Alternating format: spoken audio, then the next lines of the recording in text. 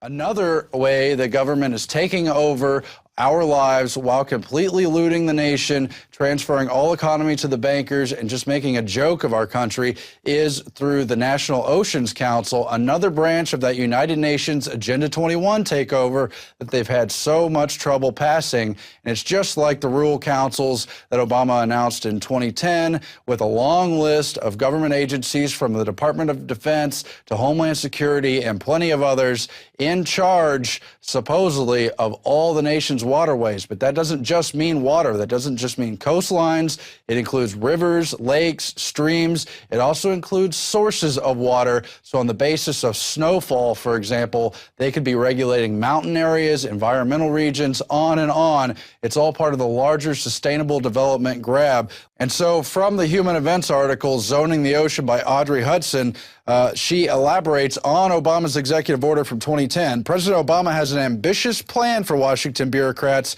to take command of the oceans, and with it, control over much of the nation's energy, fisheries, even recreation, in a move described by lawmakers as the ultimate power grab over the zone of the seas. It's pure administrative fiat, Senator David Vitters said. And he's someone who actually, despite his own controversies and lackings, has been on much of the scientific takeover agenda. I know he was early on questioning John P. Holdren, who happens to head this Oceans Council, on his genocidal quotes from the past and other questions along these lines about these United Nations power grabs.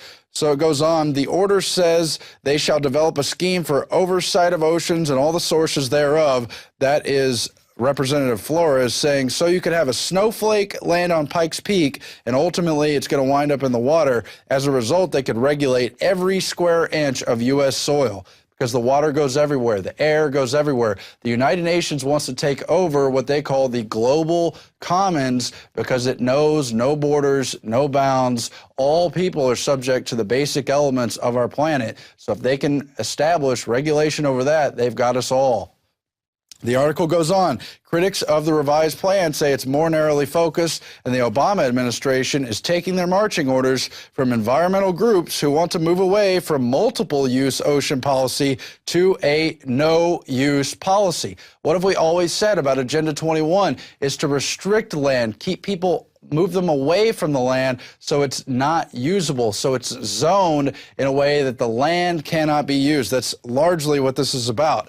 Now, the National Oceans Council and this plan is still in draft form, and they're still simultaneously trying to pass the Law of the Sea Treaty, or LOST, as in lost sovereignty, which is the United Nations form of this treaty. It's still in draft form, but it still has called for over 150 milestones to be accomplished by next year, and they are in the process of implementing it. And so you look at the membership of the National Ocean Council, it's co-chaired by John P. Holdren, the notorious eugenicist, the genocidalist, who is basically the science czar under Obama. He's one of the authors of Ecoscience. You also have Nancy Sutley of the Council on Environmental Quality. But look at the rest of the list. It's the cabinet officials appointed by Obama and so forth and so on. Hillary Clinton, Secretary of State. Leon Panetta, Secretary of Defense.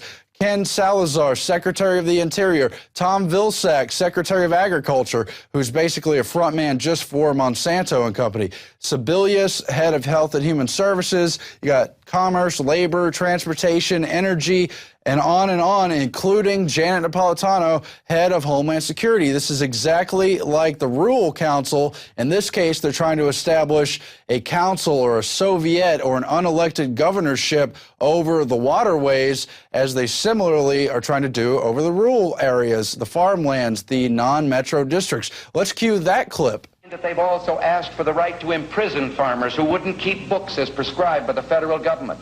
The Secretary of Agriculture asked for the right to seize farms through condemnation and resell them to other individuals. And contained in that same program was a provision that would have allowed the federal government to remove 2 million farmers from the soil. If you live in the heartland of America, you have to listen up. While the nation was distracted with the Anthony Weiner drama, President Obama signed an executive order that will seize greater power over food, fiber, and energy in our vast countryside areas. The president created the White House Rural Council to, quote, make sure we're working across government to strengthen rural communities and promote economic growth. Sounds great, but get this. The council involves a long list of the most powerful people in America. Treasury Secretary Tim Geithner, the Defense Secretary's on it, Attorney General Eric Holder, even the head of Homeland Security, Janet Napolitano. Why would Homeland Security be involved in exerting power and influence? And so here we have Cassandra Anderson's article for InfoWars. She also has her own blog at Morph City, commenting on Obama's Executive Order 13547, passed in July of 2010.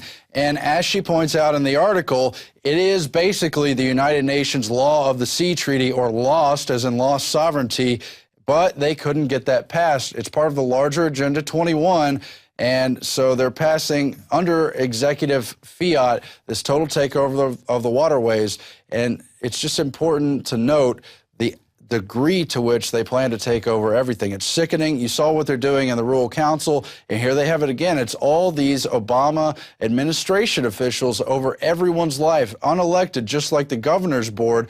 The governors themselves were originally elected, but nobody ordered the board of 10 governors who preside over the FEMA regions. And then similarly, they have the nation's waterways, the coastways, on, broken up into their own 9 regions. The whole point here is they're trying to regionalize the United States, put it under regional control, subregions and the larger North American region, all under global governance, with dozens of agencies, like the ropes over Gulliver's Travels. The Lilliputians have rope after rope binding them down. Not one rope, lots of tiny ropes circling the globe, putting it under control gradually through all these different policies, through these different advisory panels, through these Soviet blocs. That's what real communism is. It's unelected boards ruling over you. I think I made that point, so I'll just move on. And that will be our quote of the day. Watching television is like taking black spray paint to your third eye. That was from Bill Hicks, and how true it is. It's just like drinking fluoride kills the pineal gland, which is the scientific name for the third eye.